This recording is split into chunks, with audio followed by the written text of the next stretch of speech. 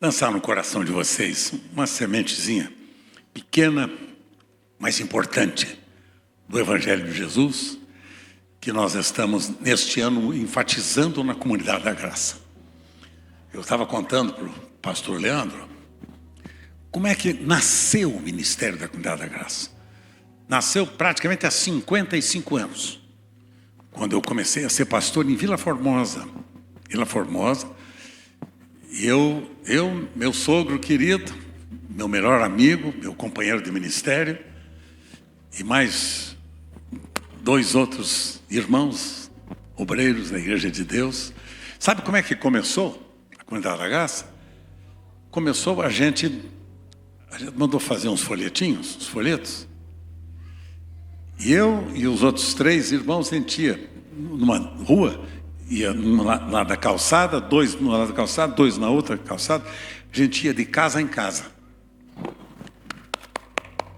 Batia palmas e perguntava para as pessoas: boa tarde, vocês, olha, queria ter uma palavrinha com a senhora, ou com o senhor, ou com você. Seguinte, nesta casa há alguém que precise, né, de uma palavra de oração, talvez precise de ouvir algo tão importante sobre a vida em Jesus. E começava assim, fazia o primeiro contato assim. Muita gente não recebia. Ah, não, obrigado, tá, tchau. Pensava que a gente era testemunha de Jeová. E era, só que era testemunha de Jesus. Mas a gente ia casa por casa, nas ruas do bairro aqui em Vila Formosa. Assim começou a Comunidade da Graça. Ela não começou como hoje as igrejas começam, fazendo proselitismo, tirando membros das outras igrejas para mostrar que a minha é melhor.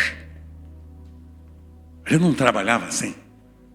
A gente mostrava que Jesus é importante, que Jesus salva, perdoa, transforma, que Jesus é a vida, que Jesus é o Senhor. A gente trabalhava com as pessoas para levá-las ao arrependimento e à nova vida. Assim que começamos. Começamos casa por casa. É diferente de hoje. Hoje entra nas redes sociais e aí fico mostrando: olha, a minha é melhor que a tua.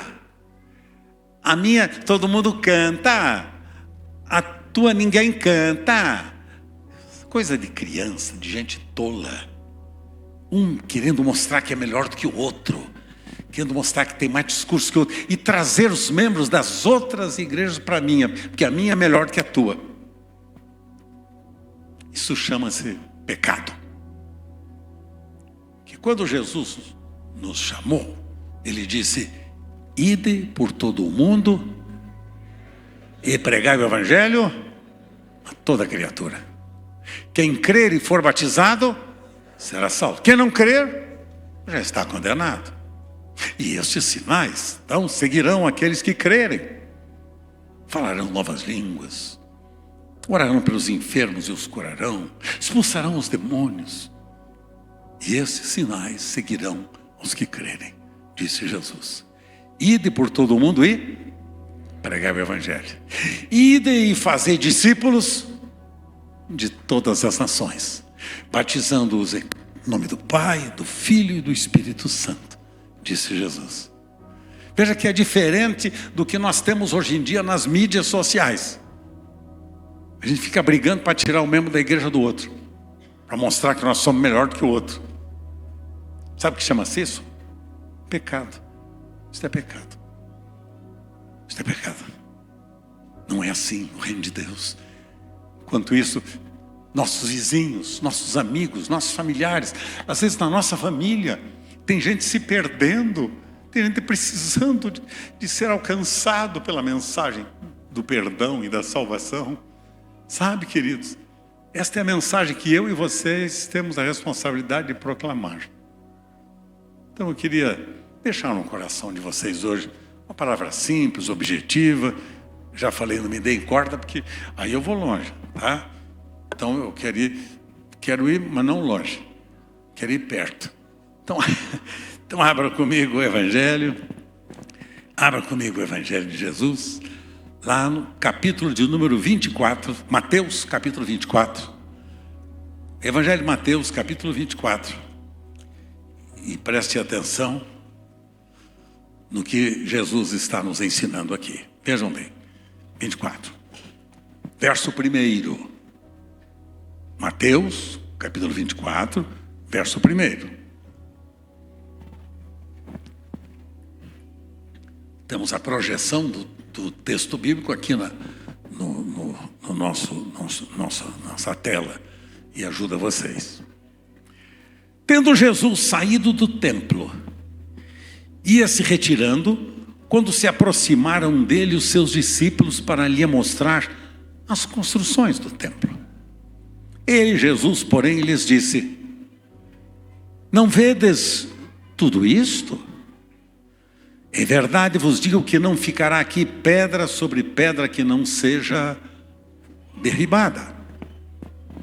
Verso 3. No Monte das Oliveiras achava-se Jesus assentado. E quando se aproximaram dele os discípulos em particular, lhe pediram: dize-nos quando sucederão estas coisas, e que sinal haverá da tua vinda e da consumação do século. Pergunta qual foi? Dize-nos quando sucederão estas coisas, que não vai sobrar pedra sobre pedra que não seja derribada. Quando isto acontecerá? Quais os sinais desses acontecimentos? Os discípulos perguntaram a Jesus, como nós naturalmente hoje estaríamos perguntando também. E quando sucederão estas coisas, e que sinal haverá da tua vinda e da consumação do século? E ele, Jesus, lhes respondeu, dizendo: vede, ninguém vos engane, porque virão muitos em meu nome, dizendo: eu sou o Cristo, eu sou o Cristo, e enganarão a muitos. Vejam, aqui, nestes dois próximos versos que eu vou ler, vocês vão encontrar os sinais externos, os sinais da volta de Cristo.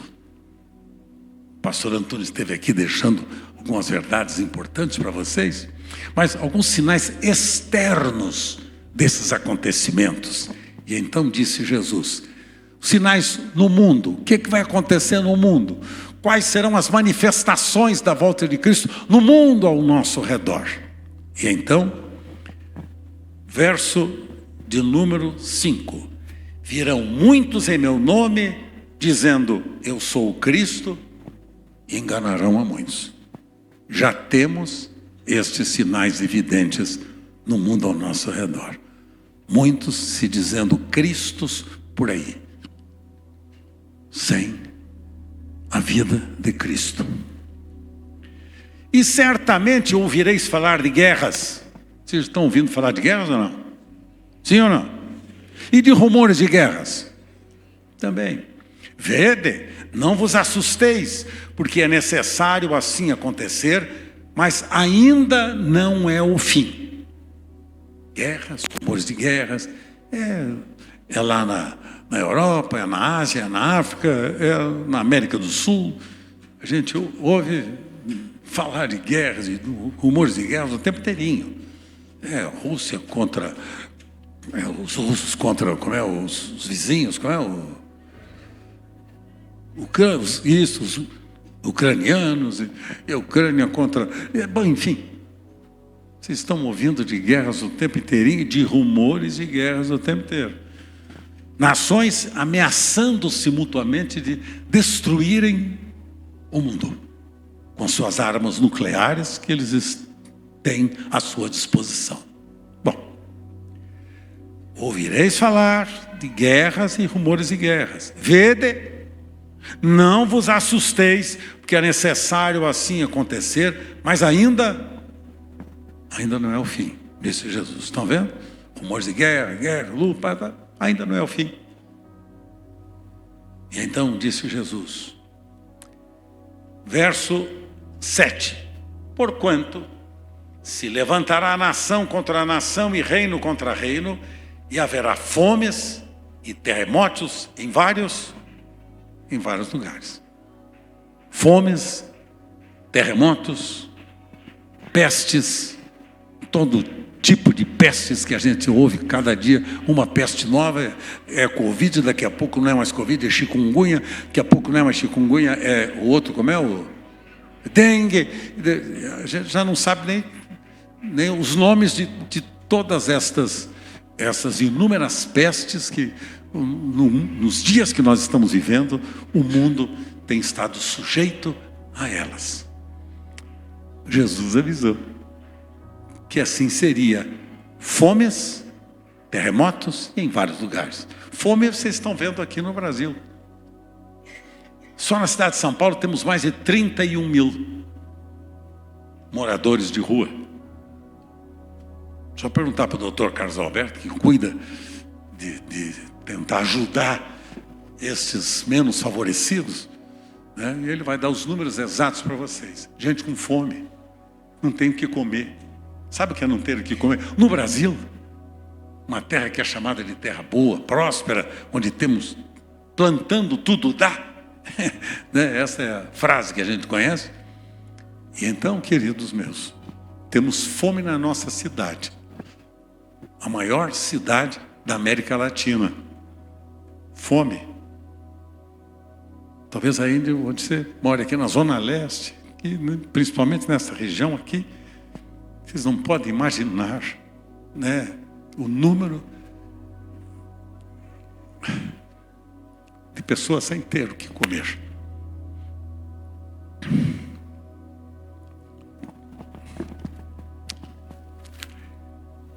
Porém, tudo isso é o princípio de dores, disse Jesus. Então, estes são alguns dos sinais externos no mundo ao nosso redor, que estão anunciando que o Senhor cumprirá com o seu projeto de um dia vir e levar para si todos aqueles que lhe pertencem, como eu e vocês. Agora veja só os sinais internos que eu digo aqui, é os sinais dentro da igreja, dentro do arraial chamado cristão. Veja esses sinais aqui e veja comigo, confira comigo. Verso 8. Porém, tudo isto é o princípio das dores.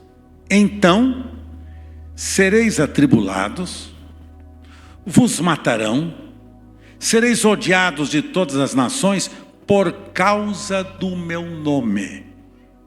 Agora os sinais internos. Entre nós, entre os cristãos, entre a igreja de Jesus. Nesse tempo muitos hão de se escandalizar, muitos hão de trair e odiar uns aos outros. Escandalizar, aquilo que vimos há pouco tempo atrás, que eu mencionei agora há pouco, foi um escândalo coletivo, né? Gente traindo um ao outro, irmãos dentro da própria igreja, um traindo o outro, um mentindo para o outro, um rejeitando o outro, um odiando o outro, um botando o outro para fora, um perseguindo o outro. Veja, não é o mundo que vai nos perseguir, queridos. Não. A perseguição começará dentro da própria igreja. Sabiam? Quais foram as pessoas que perseguiram Jesus e os cristãos lá em Jerusalém? Quem foi? Perseguiu os cristãos. Quem foram? Os judeus, fariseus, os mestres da lei, dominadores. Era a religião da época constituída, judaísmo na época constituído. Foram eles que perseguiram a Jesus e perseguiram aos cristãos primitivos, aos cristãos que nasciam agora em Jerusalém, cheios do Espírito Santo foram. eram testemunhas de Jesus, e estes foram presos, e estes apanharam, perseguidos, mortos, lançados às feras ferozes, faimadas daqueles dias. Quem foi que fez isso? Foram os governantes? Não, foram os religiosos. Que religioso, desculpe eu dizer uma coisa para vocês, religioso para mim é o pior tipo de gente que eu conheço. Porque eles sabem de tudo, se vestem de uma aparente piedade, se vestem de muita religiosidade, são defensores de dogmas, de leis, de doutrinas pessoais, para perseguir os próprios irmãos.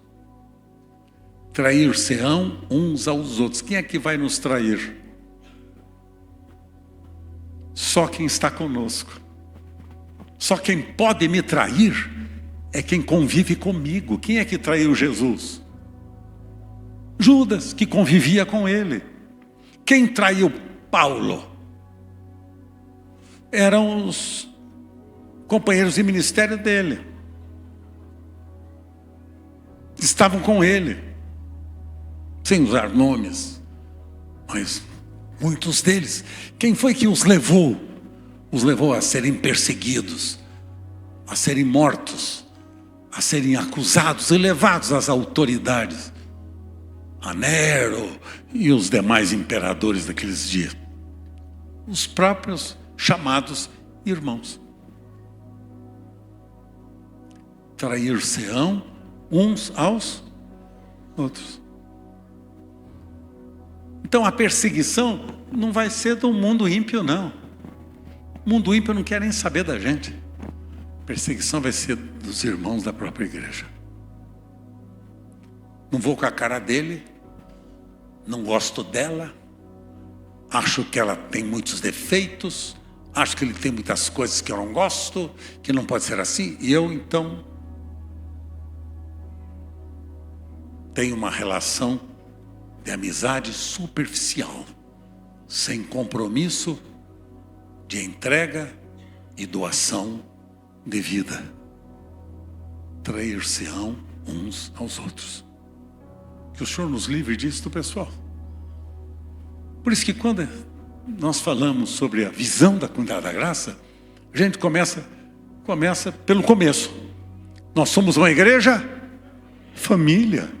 O que é a igreja família? A igreja família é a igreja composta dos filhos de Deus. E quem são os filhos de Deus? O apóstolo João, seu primeiro capítulo do Evangelho de João, narra exatamente esse fato, dizendo: ele veio para o que era seu, para os judeus, mas eles não o receberam. Mas a todos quantos o receberem, deu-lhes o poder de serem feitos filhos de Deus. Quando nós recebemos a Jesus, seu perdão, sua misericórdia, sua bondade, Ele perdoa os nossos pecados e nos transforma em uma nova criatura. De forma que se alguém está em Cristo, nova criatura é as coisas velhas e tudo. Agora nos tornamos filhos de Deus. Nos tornamos? Quem é o primogênito filho de Deus? Quem é o primeiro? Jesus. É o primeiro de uma geração de filhos que o Pai gerou. Jesus, gerado pelo Pai, foi entregue a nós, filhos de Deus, que veio buscar e salvar todo aquele que se havia perdido. Vem Jesus, perdoa nossos pecados, nos recebe miseráveis como nós éramos, nos perdoa, nos transforma e realiza em nós o milagre chamado regeneração, novo nascimento. Nós nos tornamos agora novas criaturas. Ele faz de mim e de você, que antes éramos filhos do diabo, Ele nos transforma em filhos de Deus. Por que éramos filhos do diabo? Porque nós fazíamos aquilo que o nosso pai faz, disse Jesus para os judeus. Disse Jesus para os judeus exatamente isso. Vocês são mentirosos, como mentiroso é o pai de vocês. Ele mente desde o princípio, como vocês agora. Satanás, quem ele é? É o pai da mentira. Toda vez que você encontrar um mentiroso, toda vez que você encontrar alguém mentindo, e é só vocês abrirem os ouvidos para algumas notícias, vocês vão ver como tem gente mentindo. Safado, mentiroso. Safado, mentiroso. Enganando, mentindo o tempo inteirinho. Esses são os filhos do diabo. Não, mas ele mente, mas ele frequenta a igreja dos santos das grandes maravilhas. É um novo bom, até um nome bom, se alguém quiser começar uma, né? Tá? Filho, os nascidos de Deus ganham a natureza de Deus e Jesus é a verdade. Jesus é a verdade.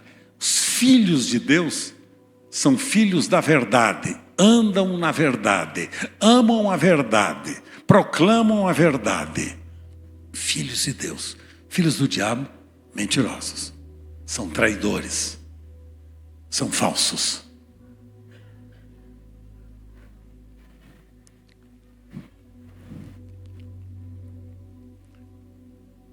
Sabe quantos tipos de joio nós temos descritos por Jesus no Novo Testamento? Você pensa que o joio é um tipo só? O joio são 27 tipos de joio dentro da igreja, no meio do trigo. 27 tipos de joio.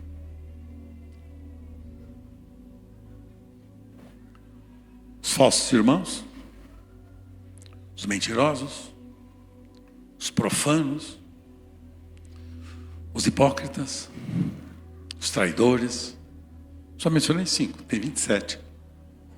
Esse é título de um novo livro, que eu espero em Deus que eu consiga terminá-lo, que eu já comecei algum tempo atrás, até hoje não consegui terminar. Porque quando penso que já terminou, eram 25, agora já descobri mais 2, deu 27. Tá bom. Joio no meio do trigo. A gente olha assim e fala, nossa, olha o trigo, que maravilha. E Jesus disse, o joio foi plantado pelo inimigo no meio do trigo. Falsos irmãos, os mentirosos, os hipócritas, os traidores, e vai por aí afora. Quando nós nascemos de novo, Ele faz de nós uma nova criatura. Ele nos dá um novo coração e uma nova mente, e nos dá um novo espírito. Aquele espírito nosso que estava morto. Quando falo em espírito morto, me refiro morto na relação com Deus, que isso é morte. Não tínhamos relação com Deus, então isso é morte. Porque o salário do pecado é a morte. Então, nós estávamos mortos em delitos e pecados, diz Paulo escrevendo aos Efésios. Mortos em delitos e pecados. Então, agora, estes mortos, agora são ressuscitados juntamente com Cristo. E agora eles são transformados em filhos de Deus para serem semelhantes a quem? Para serem semelhantes a quem? A Jesus. E Jesus é santo, é justo, é verdadeiro, é fiel e por aí fora. Nós nos tornamos filhos de Deus. Agora deixa eu lhes dizer. Esses filhos de Deus, os filhos de Deus, ganham a capacidade de viver uns com os outros como irmãos. Porque se eu nasci de novo, sou uma nova criatura, me tornei filho de Deus. Se você nasceu de novo, tornou-se uma nova criatura, tornou-se o quê? Tornou-se o quê? Então deixa eu perguntar uma coisa para você. Você está sentado ao lado de quem?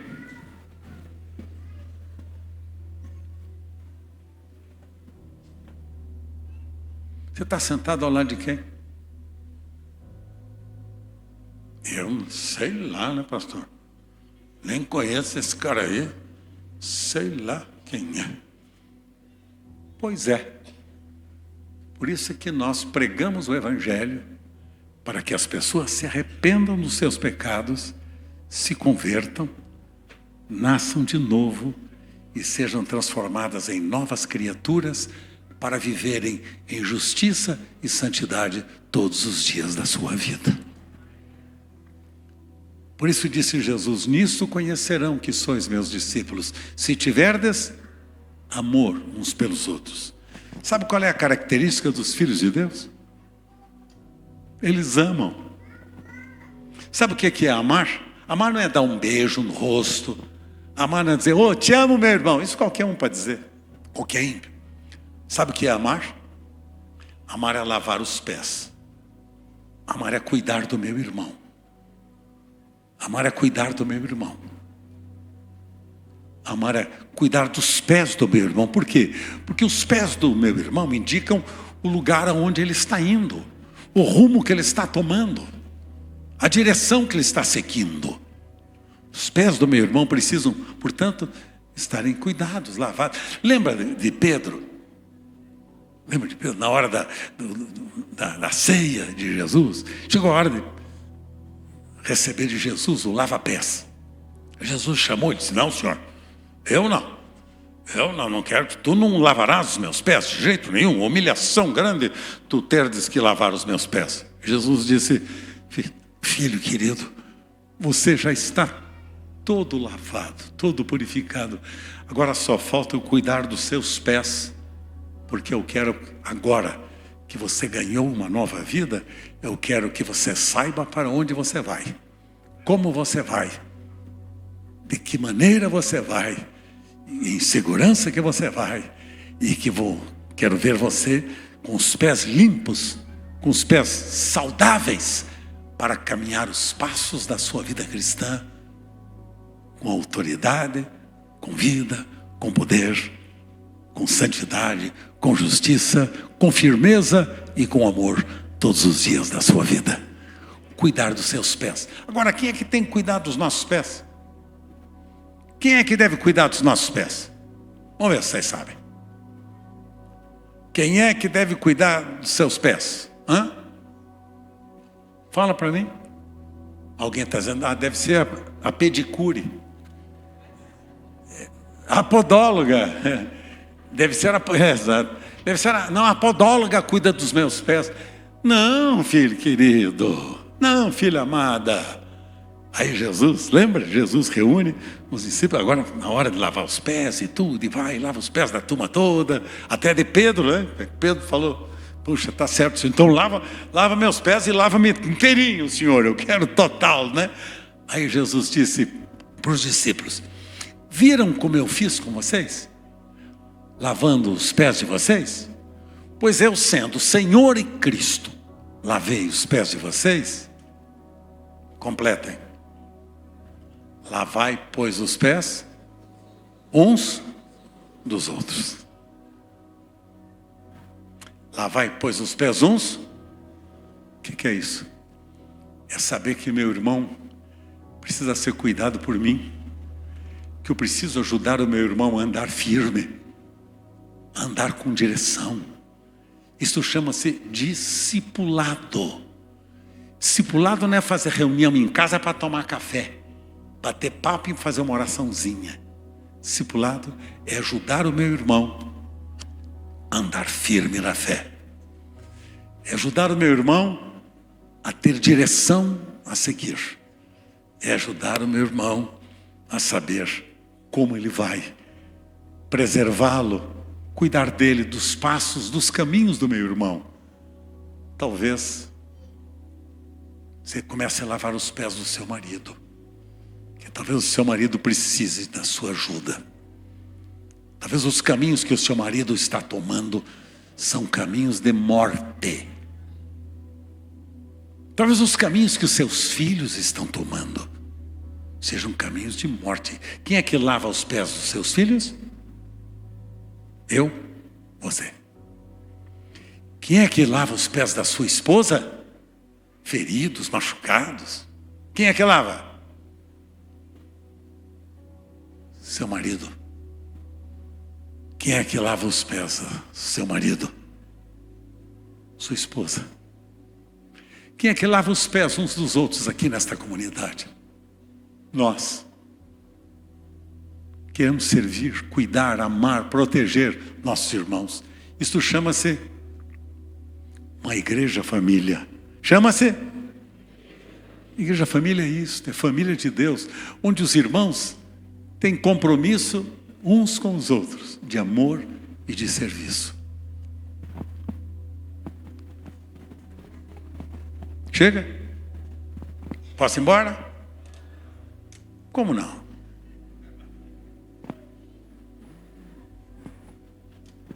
Não se arrisquem.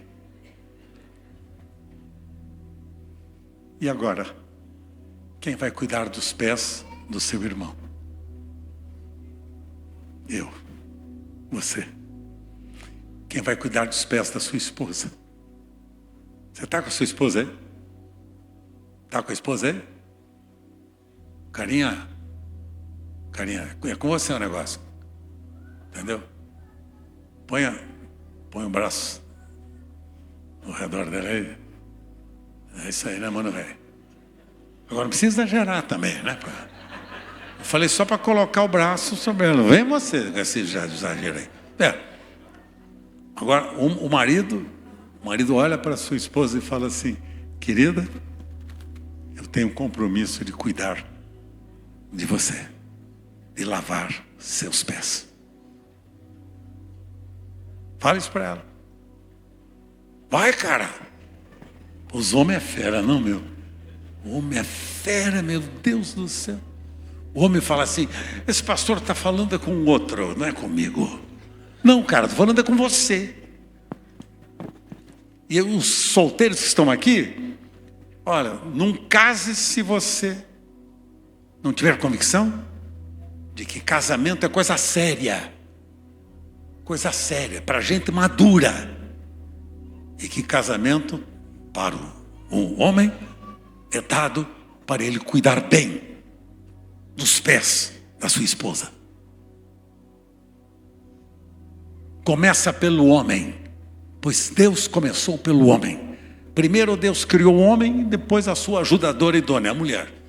Por isso, por que ele criou o homem? Para que o homem sirva melhor, para que o homem cuide melhor, para que o homem dê a vida por ela. Porque lavar os pés é dar a vida. Isso é amor. Amor não é o sexo diário, semanal, mensal, anual. Será? Não. Amor é dobrar os meus joelhos, lavar os pés do meu cônjuge, lavar os pés da minha esposa, é interessar-se por ela, para que ela esteja bem, que às vezes ela está machucada, ferida, triste, abatida, decepcionada. Quem cuida somos nós. E agora vou inverter. Agora fica tranquilo que o chumbo é trocado. Chumbo trocado. E agora? Agora a Escritura, ao registrar o fato de as mulheres terem sido geradas pelo Senhor, criadas por Deus, com um propósito, Ele as criou para elas serem ajudadoras idôneas. O que é ajudadora? Ajudadora é aquela que participa do lado, não atrás, não na frente, mas lado a lado. Um ao outro ajudou e ao seu companheiro disse: esforça-te. É do lado. De vez em quando a gente ouve aqueles negócios: um grande homem como é que eles falam? Um grande homem é conhecido pela... Ah, tá. Obrigado. Está vendo o que é ser auxiliadora? O que é, pastora? Como é que é, pastora? atrás de um grande homem, vem sempre uma grande mulher. Por que ela falou isso? Exatamente porque ela sabe que isso é verdade na vida dela. Atrás de um homem que não é tão grande, não. Mas tem uma mulher, não atrás de mim, mas ao meu lado. Lado a lado. Lado a lado. Lado a lado. Porque ajudadora não é quem fica atrás, nem aquela que vai na frente. O mundo diz, atrás de um grande homem, vai uma grande mulher. Que é isso? Que é atrás? A mulher está do lado. O Senhor não criou para ela andar atrás. Esta é a linguagem do mundo sem Deus. Mas a linguagem nossa como cristãos é que a nossa esposa vai do nosso lado. Lado a lado. Lado a lado. Quando um está fraco, o outro... Ei, rapaz, levanta aí. Eu sei, essa menina faz comigo isso o tempo inteirinho. E muitos momentos da minha vida, eu passei por lutas, dificuldades, crises, dores, lágrimas. E esta menina é aquela que me ajuda, me levanta. E, ultimamente eu estou até assustado. Vou contar para vocês. Você está rindo? Você vai estar assustado, porque eu chego lá às vezes, entendeu? Leandro, estou quietinho, pensativo, porque um cabo com 80 anos começa a ficar pensativo, não é não? Carinha com 80, fica pensativo e tudo. E aí estou lá pensativo, baixo a cabeça, estou pensando, né?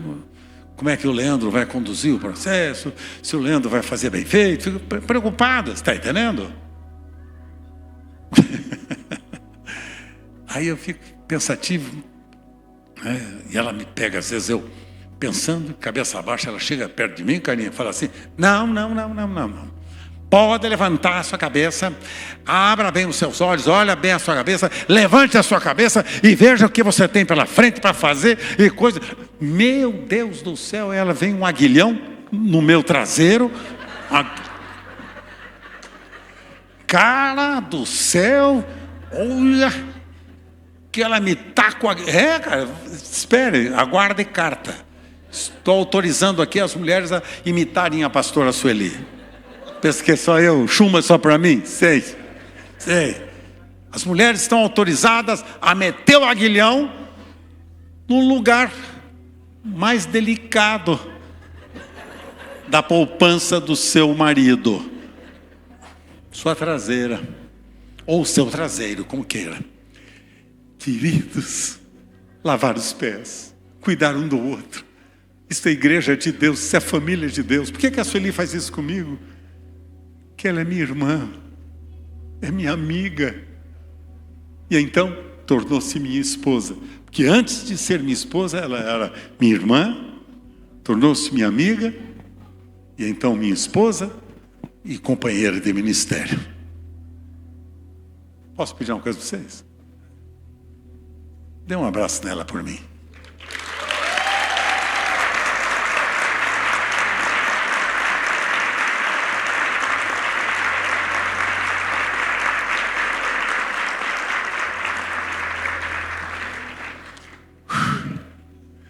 Agora me ajudem. Depois na saída eu falo com ela, pastor, menos, o aguilhão menos.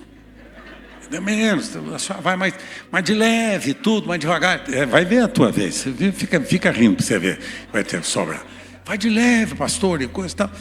Mas sabe por quê, filho? Um ao outro ajudou. Eu, seu companheiro, disse: esforça-te, queridos meus. Os sinais evidentes da volta do Senhor estão aí, diante de nós. A realidade da igreja que nós vivemos está aí, diante de nós.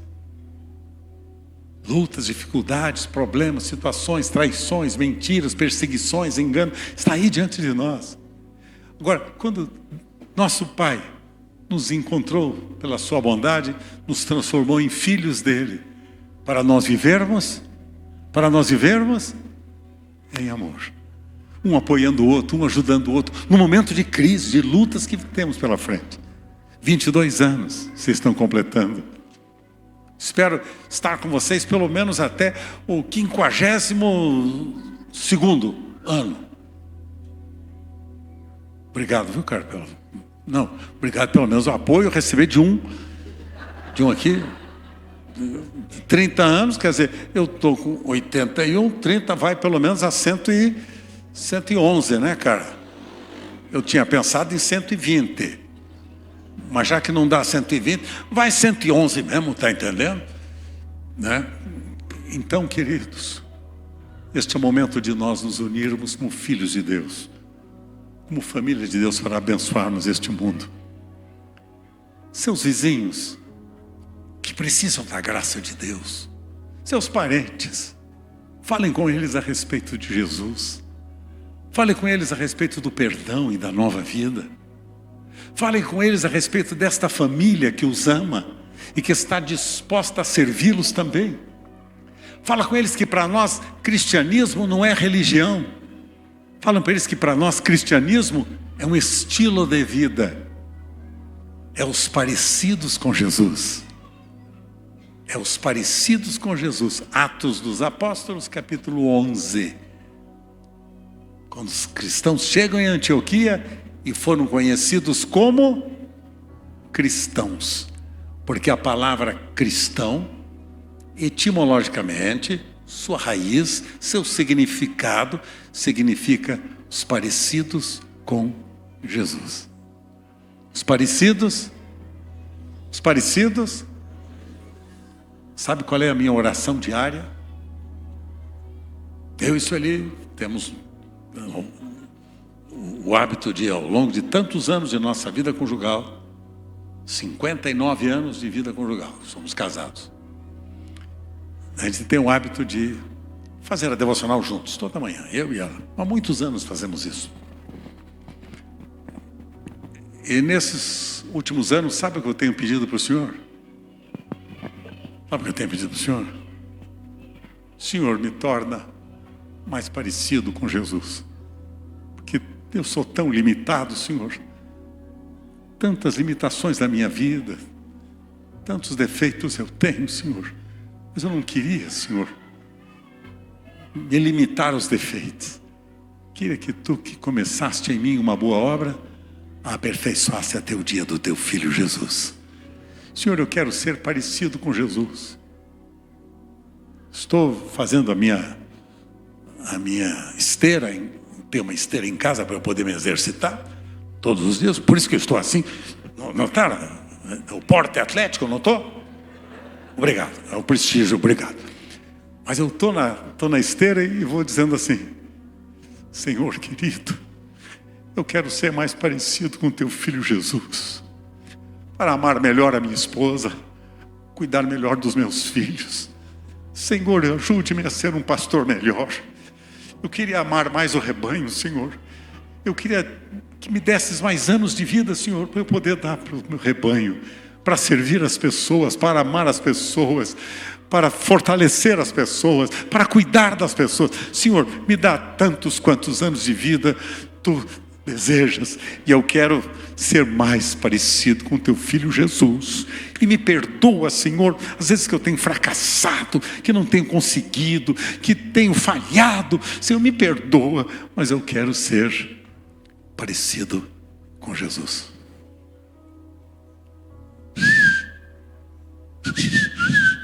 Hoje em dia está na moda, né? Subiu, né?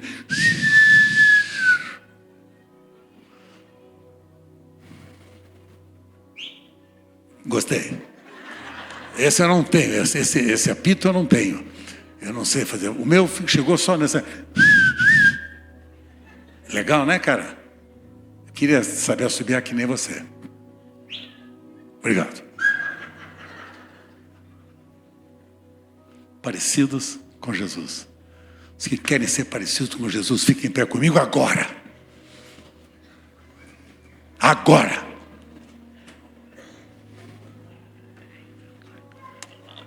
Juntos, né, querido? Juntos, cara.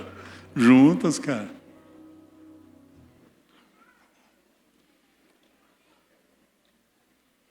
Quero ser.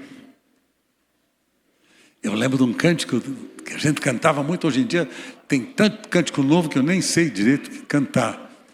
Mas tinha um cântico que dizia assim: eu quero ser, Senhor amado, como um vaso nas mãos do oleiro. Quebra minha vida e faz-a de novo. Por quê? Eu quero ser, eu quero ser um vaso novo. Demos-nos nas mãos uns aos outros. Eu quero ser, Senhor amado, como um vaso nas mãos do oleiro. Quebra minha vida e faz-a de novo. Por quê? Eu quero ser, Eu quero um vaso novo. de mãos dadas uns com os outros. Posso pedir um favor para você? Posso pedir? Você vai orar agora e vai dizer: Senhor,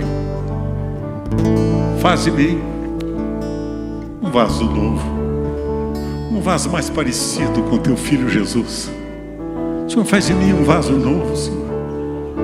E por que eu peço de mãos dadas? Porque não é possível o cristianismo sozinho.